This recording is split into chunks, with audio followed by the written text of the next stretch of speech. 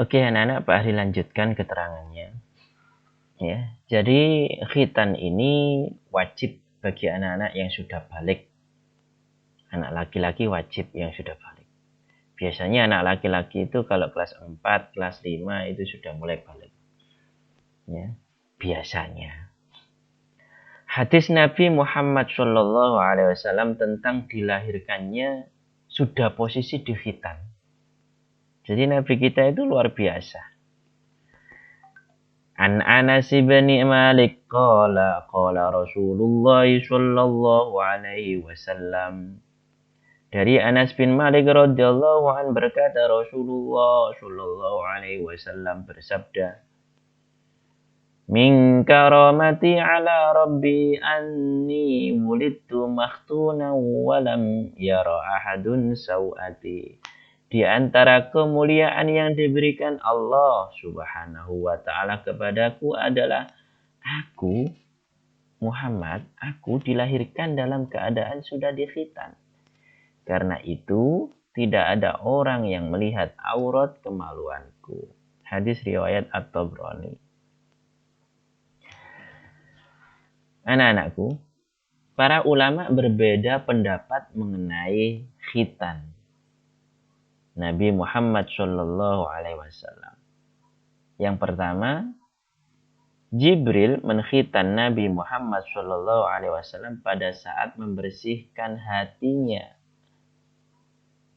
Kedua, yang mengkhitan Nabi Muhammad adalah kakek beliau. Siapa kakek beliau? Abdul Muthalib pada hari ke-7 kelahirannya dengan berkorban dan memberi nama Muhammad.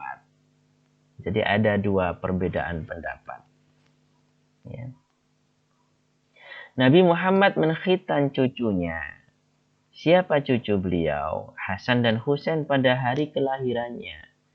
Jadi saat lahir langsung dikhitan.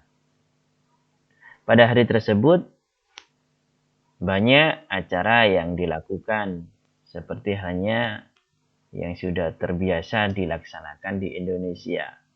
Ada akikoh, mencukur rambut, memberi nama anak. Ya, itu.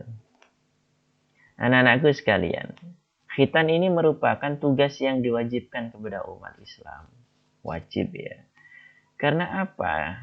Kenapa kok diwajibkan? Karena merupakan ibadah yang mensyaratkan adanya kebersihan dan kesucian. Tadi di depan Pak Ahri sudah sampaikan bahwa selama anak laki-laki itu masih kulupnya belum dipotong, maka masih menempel najis-najis yang di dalamnya. Oleh karena itu harus dipotong dulu untuk mensucikannya. Tanpa khitan maka praktik membersihkan bagian dalam kelamin, kemaluan sulit dilakukan. Mana bisa? Tanpa dipotong, tanpa dikhitan, bisa suci. Ya, nggak bisa. Ya. Khitan disyariatkan Islam yang berpangkal dari millah atau ajaran Nabi Ibrahim alaihissalam. Nah, ini ada beberapa contoh Nabi yang sudah dikhitan. Nabi Adam dan Siti Hawa dikhitan ketika diciptakan Allah. Jadi sudah posisi khitan. Nabi Ibrahim alaihissalam khitan saat berumur 80 tahun. Bisa dibayangkan umur 80 tahun seperti apa. Dengan kapak saat itu, belum secanggih sekarang.